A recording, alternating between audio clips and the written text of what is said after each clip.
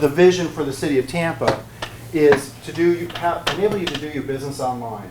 That means make an application, submit a document, upload that. The city can review those documents electronically. Apply for a permit, pay for that permit. Schedule the inspection, see the results of the inspection. See your complete workload as a builder or just as an applicant for a single permit. See all of your projects all in one place, see the status all in one place. It takes away the need to call into the office and find out where is this project in the course of, or where is this application in the course of the project. Okay. Greg's also going to show the ability to do research at the City of Tampa's website. The City of Tampa is being so transparent. I know an insurance agent, Josh. He's going to love this because he wants to look up new roofing permits because everybody who got a new roof gets a discount on their homeowner's insurance. So it's a great prospect list for him. It helps him make money and helps him help the people who have just gotten a new roof. All right, so we're doing 2 phases to start. On Monday, these are the record types that are being turned on. The ones that have the check mark next to them are the ones that include the electronic document review capable. Hey John, thank you for your time. Nice to see you. Greg is going to show a rezoning application because that's so common. Then in phase 2, now those were planning activities. Phase 2, it's primarily building permits. Just to give you an idea of what's on that list. And the City of Tampa has done a really good job in communicating on their website how to use Accela Citizen Access or the city's software. So this list is on there as well. All right, so these are just the screenshots of what it's like to upload documents. It's the same way that I upload anything using any other software system. Kind of don't really need to explain it, but we're going to show it to you. This is the city's view. So when the city has an electronic document that you've submitted, they're allowed to mark it up and put comments here, and it's just part of the workflow with Accela automation. All right, here's something that I think is going to be nice for the national builders in particular, or people who are just business people. This is a list of all of the projects that belong to a single applicant. So it can help you look at them, have them all in one place, and manage your work at the city's website. So the city's doing a nice thing by providing the tools.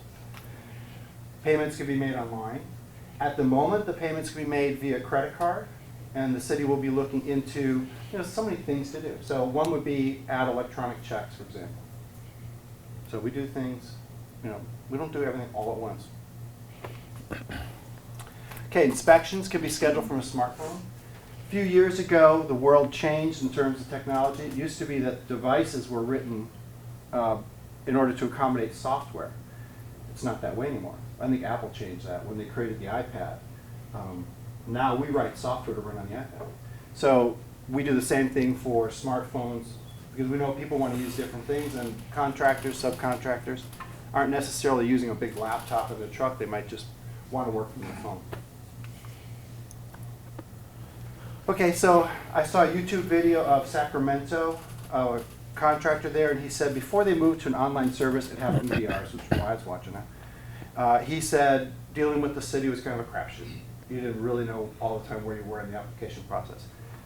He said after that, I knew exactly where we were in the application process. Here's that list of projects for an individual developer. Click on one of those, and it tells you right where you are in the whole process. All these green checks tell you that all those steps have been taken. We're waiting on the last one, which is a final inspection. Click on any one of these, and you get the detailed information about what happened at each stage. So time to build can be reduced. Permits can be printed online. All right, so what's the big picture of this? It's economic development. And why not do business in a green way? Because it can be done in a green way. Our objective, the City of Tampa's objective, is to make the Tampa Bay Builders Association more profitable. When we do that, we help everybody. More people get homes. The Builders Association makes more money. We're able to hire more people. Helps the region compete with more jobs. So if the City of Tampa supports TBBA's success, then it supports the region's economic development. And the City of Tampa is doing a fantastic job. I was so impressed when I saw, we had an earlier session this morning, saw how much they have rolled out. And you'll see it on Monday. I mean, kudos to the City of Tampa. They've worked really hard and they've set their sights high. All right, so with that, Greg? Okay. All right, so basically we're going to take a look at the software, but what I'm going to start off right now is basically the online services website. Okay, so this is the actual website URL that you would put in, but it's also can be found on your home page under the land portion of your home page. So you can either type it in or, like I mentioned, go to the home page and go to the land section of your website. Okay. All right, so what we're going to basically do is go through our online services. I want to start off with our production environment. So this is exactly what you're going to see come Monday when you log in. Okay, so you'll basically see the City of Tampa, all the different departments, and down below here, what you're looking at is, okay, we're starting off with only the planning department. As Brian mentioned, in the future in phase 2, you'll see building permits and so forth, okay? But right now, we can do basically look up property information, okay, come Monday, and also do searches for planning applications within the software. Similar to other websites, on the right-hand side, you'll have a login page, okay, so username and email, ability, also password, type in the password, log in. Some other features similar to other websites where it gives you the ability to remember me on this computer, which is always a nice feature. Also, if you've forgotten your password, which happens to none of us, right? Forgetting passwords, we can also generate a new password that would be sent to you, okay, and then you can log in online again to reset that password and so forth, okay? Registering for account, there's a section up top here where it says register for account. But also, it gives you the ability, similar to, let's say, other websites like Amazon, where you can actually browse, Amazon and browse the Accela software for planning and permits and so forth. But when it comes time to pay for something, what does it do? It asks you for an account or it asks you to log in, correct? Same thing here. Okay, so it's going to force a login within the system.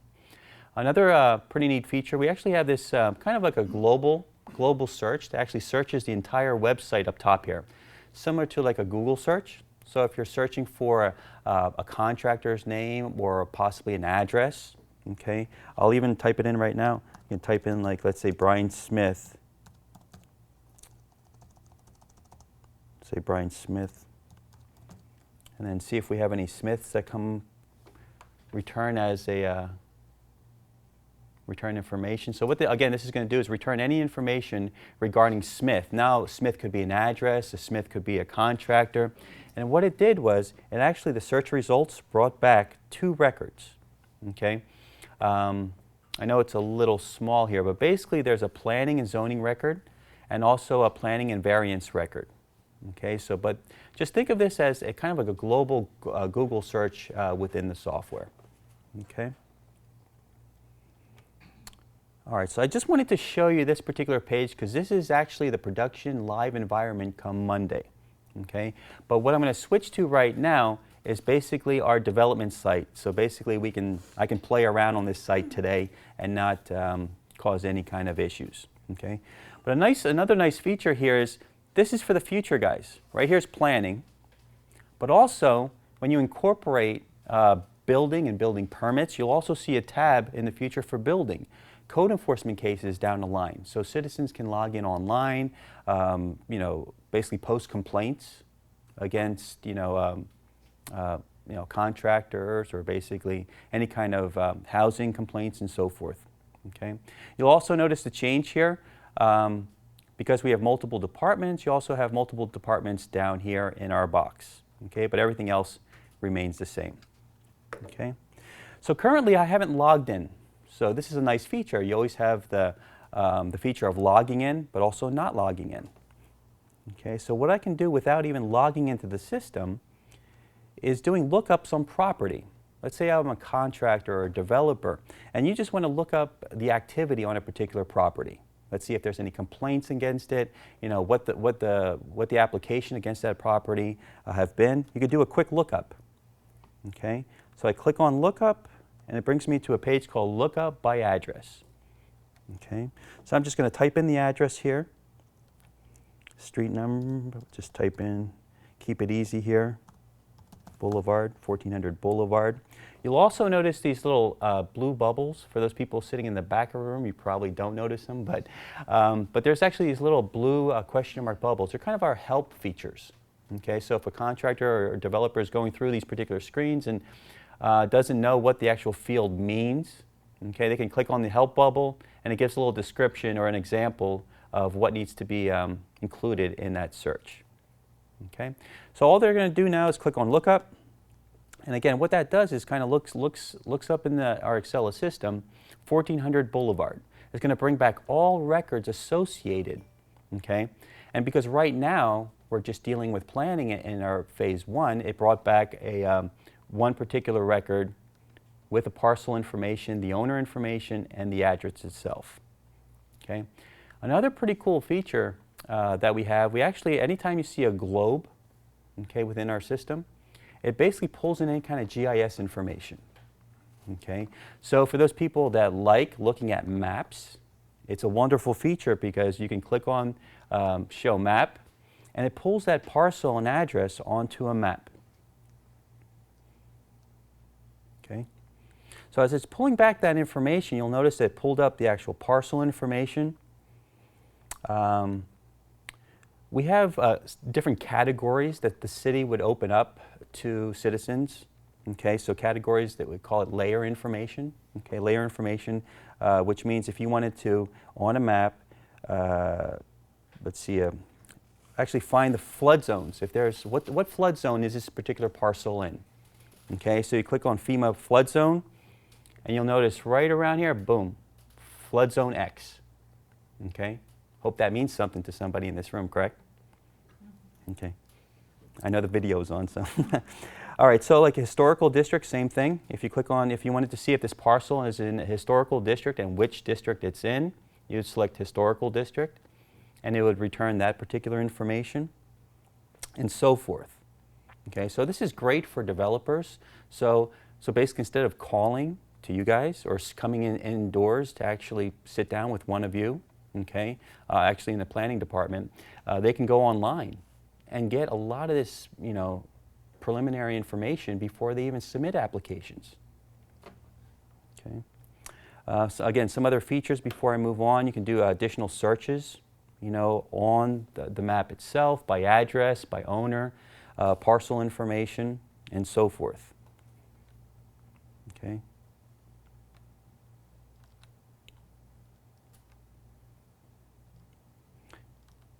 And if needed to, you could also look up show record information, so you can see all information pertaining to that particular parcel, and also GIS information.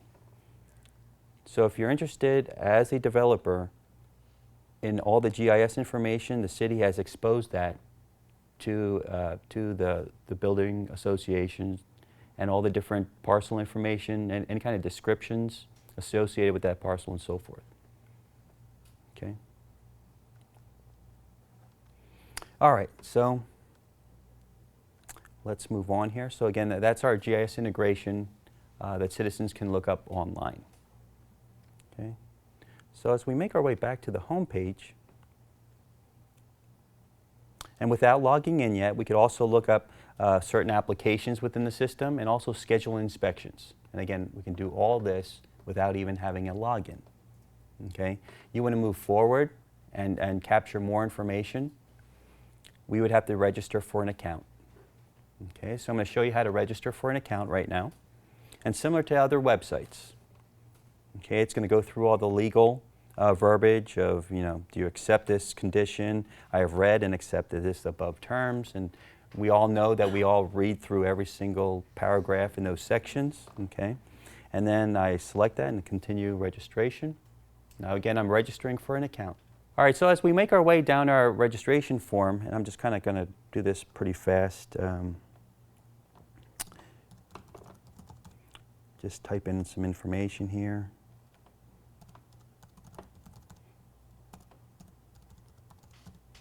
Okay, so it's the usual username, email information, password, Let's see.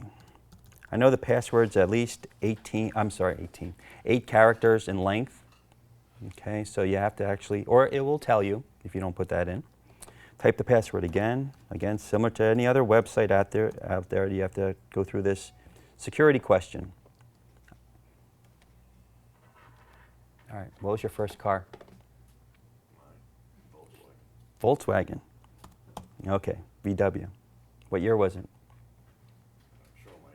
No, I'm just 72. All right, sounds good. Sounds good. All right, so basically it goes through other websites where they ask a particular security question. You put the answer in and then kind of go through the contact information. And looking through this, you can actually see anything with an asterisk, which is red here, is obviously a required field, so you have to fill those out before moving on. It actually tells you, for some reason, if I didn't put the business name or home phone number in there, it would actually tell you that these particular fields need to be registered within the system. Okay. All right, so once the account is actually created, I'm going to log in here.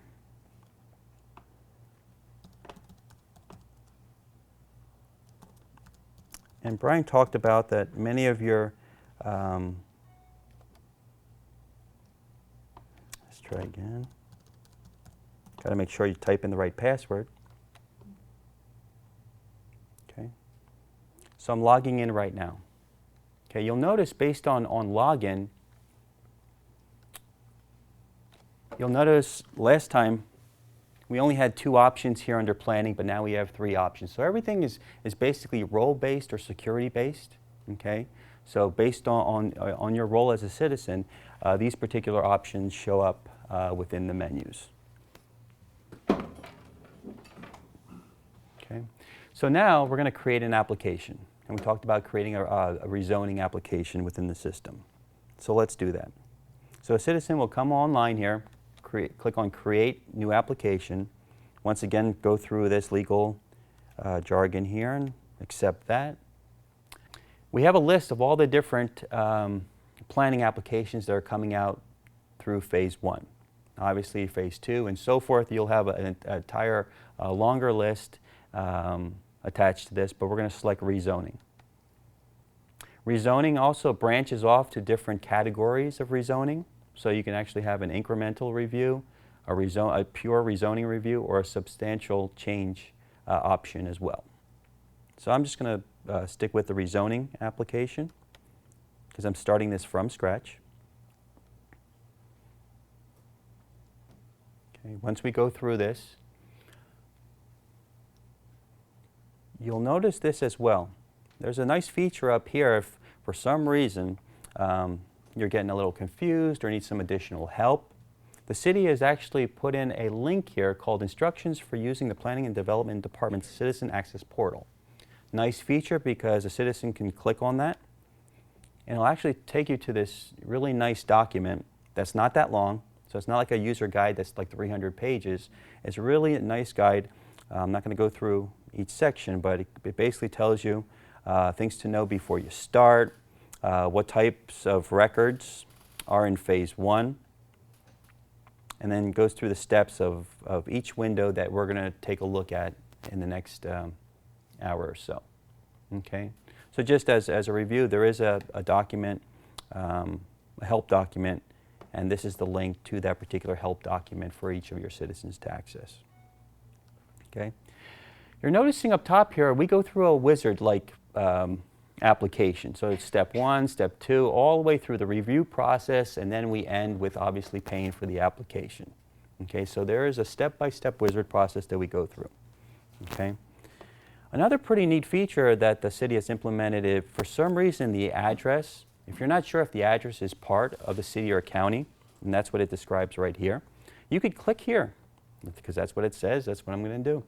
I'm going to click here, and it takes you to actually a page that you could validate through street, city, and zip code to see if it is a valid address within the city. Okay. I think they're going to make some additional adjustments to this, and it'll be incorporated more within the software. But for now, it's referencing this particular city limits site to access information regarding addresses outside of the city or county. Okay. All right, so as we fill out this application quick, we'll just type in the street number, and we're going to do the boulevard again. Okay. Okay. So once we do a search, and it's part of the city or county, the nice part about this, it actually pulls back all the information, so you don't have to type in every single field. Okay, so as we go through this, all the address information comes in, all the parcel information comes in. You see that? That's good to have some applause, okay. All right, parcel information, and also the owner information comes in. We have a nice feature I want to mention right now is save and resume later. Okay, so if it's almost time for lunch, you can actually save this application right now and then come back and resume it at a later time. Okay, so you don't lose it if for some reason you even close the browser. If you close the browser, just as long as you saved and resumed, that application will be part of the system as a temporary application. So as we move on here, we go through the next section is actually contact information. And again, the nice part about creating a user account is you can just click on autofill, and it pulls in all the information from your account. Okay, email information and so forth. Another nice feature is that's the applicant information, but if there's an authorized agent as well, it's not a required section, but if there is an authorized agent, you would fill that in. Contact information, maybe another contact. And the reason behind this is maybe 3 or 4 people need email notifications of where we are in the planning process. Okay? Okay, so that would capture those particular contacts within the system. Moving on here. Okay, as we move on here, the next section, now we get into the nuts and bolts. Here's where we capture all the information regarding rezoning. So this is where the developer or the architect or whoever is applying for it would go through this particular screen and fill this out. And I'm not going to fill out every single field, but just type in a few items in here to capture, like current land use. Let's say it's residential. Okay. And proposed land use, we're doing commercial, and so forth. So again, sections in gray here, you'll notice like the DRC date and time. Anything in gray obviously is not active. Okay, it's basically a read-only right now. And the reason behind that is once the application is taken in and accepted, okay, and the back office updates the DRC date and time, then when a citizen goes back, they will see it online. Okay. Some other nice features, we do have a spell check there. Okay, so citizens can spell check and obviously move these particular boxes around if the verbiage gets a little bit too wordy. Down below here, also read-only, hearings, pre-application conference, and again, you guys would just fill this out. Pre-application consultant ID would have to be filled in and so forth. Okay, GIS information all grayed out, but again, once the citizen goes online, all this information will be populated from the back office.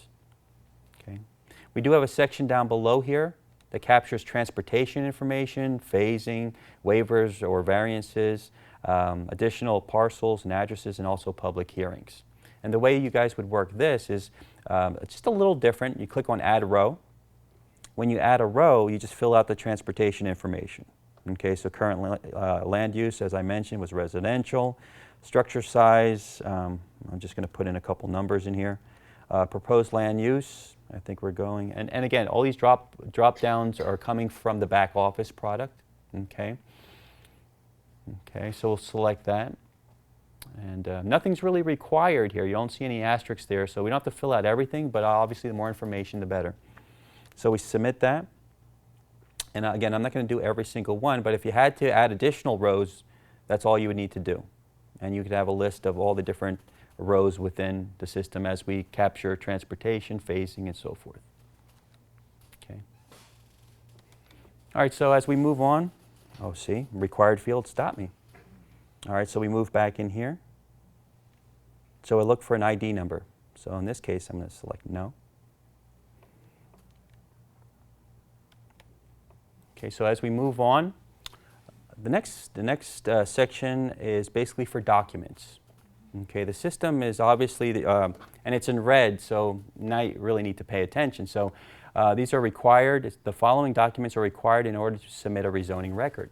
So it's telling the citizen, hey, you got to make sure the application's in place to notarize petition, drawing or site plans, legal description, and the survey are basically attached either now or as the process moves on. Okay, so if I had to attach a document, all I would do is come down to the Browse section under Attachments, click on Browse, and very nicely select I'm going to select like new construction plans. Okay, I'm select those particular plans, click on Finish. The system is just basically asking you for some additional information. Okay, so this drop-down list basically is similar to the list that you see in red. You know, is this an application? Is this DRC comments? Where's my site plan? There we go. Drawing or site plan. We'll select that, and then the developer can type in any additional notes he or she wants to share with the city. Okay, and click on Save. So what this does now is upload a document, the new construction plans.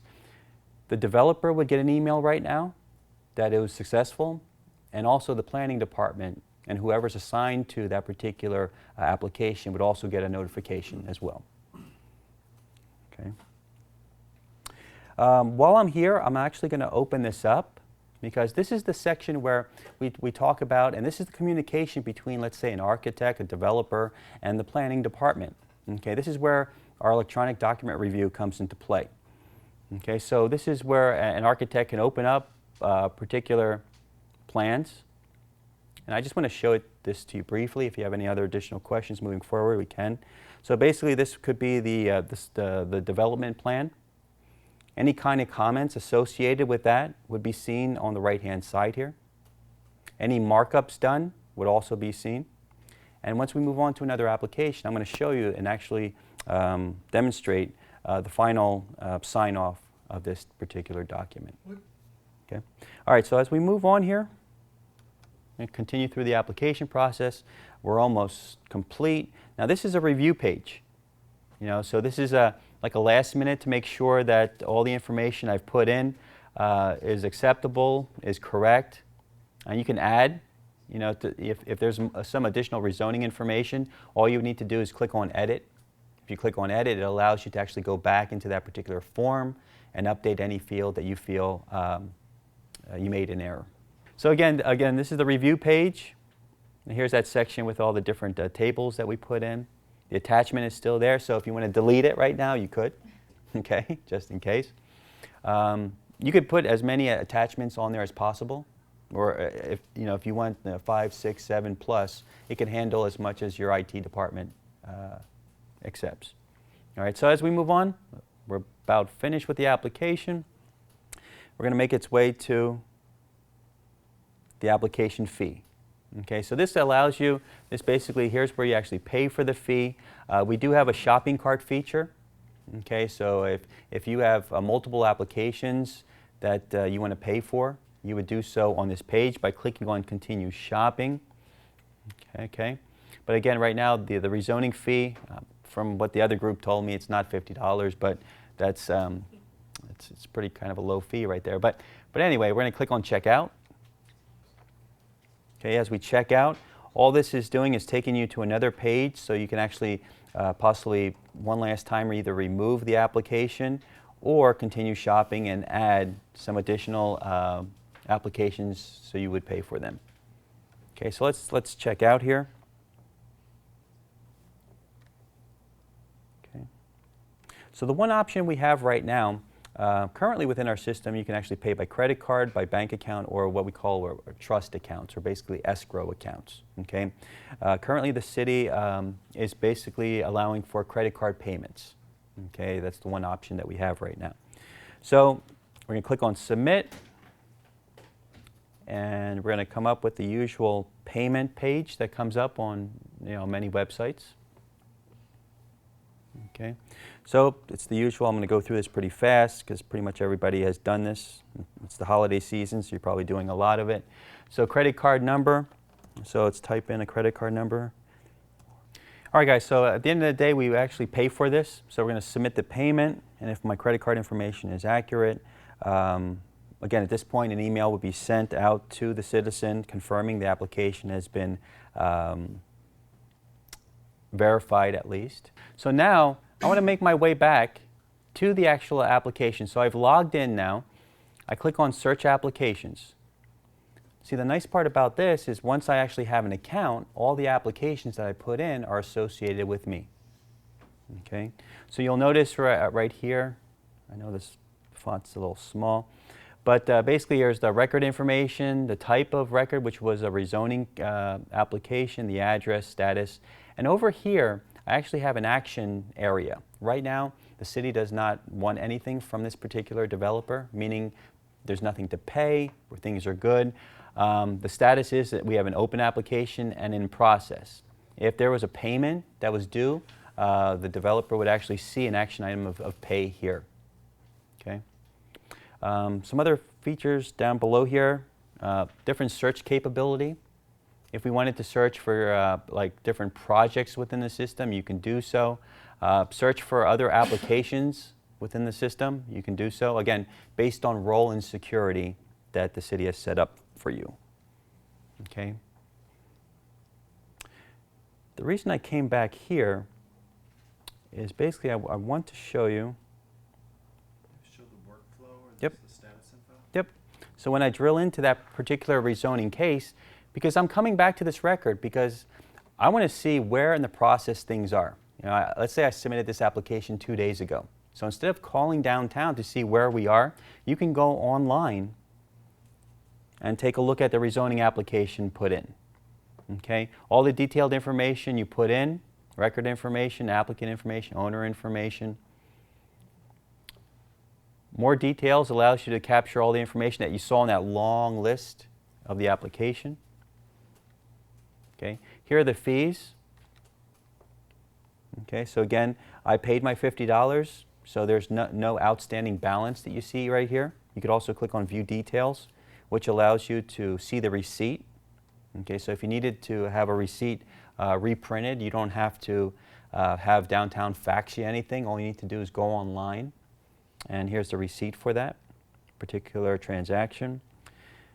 Here's inspections. Schedule inspections online and see any inspections that have been completed. And I think this is a really nice component here. Here's the actual workflow process. Here's your business process that you see here.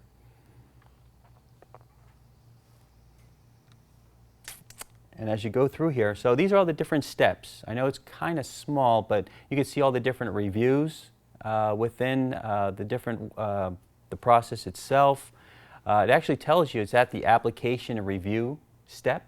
And you actually can see here, as I drill into this workflow, like the application review, here's due on, like 12/12. Okay. It actually gives you detailed information who is assigned to.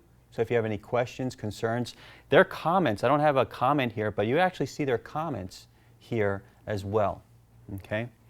And again, here's a better workflow description where you can see all the different reviews are in process. See the little hourglass? So all these particular, anytime you see a check mark, it's finished. The hourglass basically is telling the citizen that it's in progress. Okay, it's not done yet.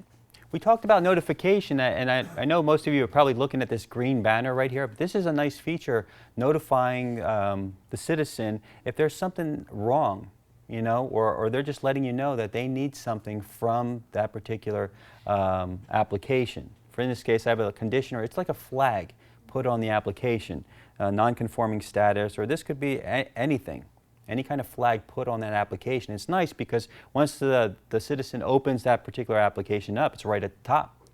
Okay, and there's different levels that you'll see moving forward in the next year or so. There's orange, there's red for like basically a stop, like they're stopping the project. You see a little red banner. Okay, so there are different color schemes to what type of level of severity each application has when it comes to flagging that application.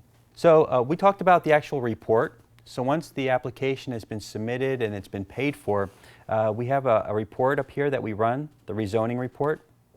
The report actually creates the application. So what it does, it pulls all the information. So hopefully that looks familiar to everybody in the room.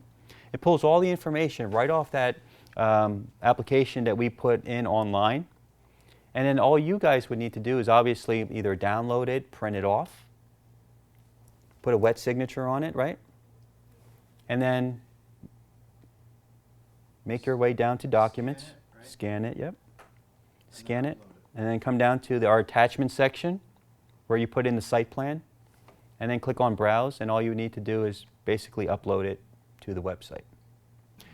All right, so this last piece I just wanted to show you, this is kind of nice too. It's called Related Records. This actually shows the entire project. Okay, so as we move on, I know we're dealing with planning right now, but basically, and rezoning, but basically as we move on to like permits, you'd also see code enforcement cases down here in the next few years and so forth. So this is the entire history of the entire project being done, within your city. The nice part about this is, we keep talking about security. So basically, a citizen could see the actual records associated, but they wouldn't be able to view it. See the view over there? Only if they own this particular application or record would they be able to drill into this entire project and see all the information behind it. Okay?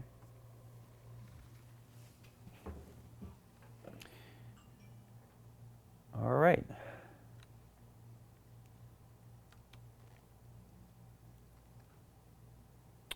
All right, so we basically talked about, we gave you a general overview of our online services. We talked about creating an account online. We showed our shopping cart feature, okay, which again allows you to pay for multiple applications at one time. We did general lookups on property information, generated reports within the system, and contact management. So if we go to account management, so if there's something you need to change within the, like let's say the contractor or developer, similar to other websites like login information, they could change their username and password, change your contact information, you see right there. Okay. This is that escrow trust accounts. That's something we can put in for the future. License information. Okay, so if I was a contractor, I would attach my license here for verification moving forward to be pull permits and whatnot. And also this kind of delegate feature, which allows. And Brian, I think you did a good job explaining delegates in our last session.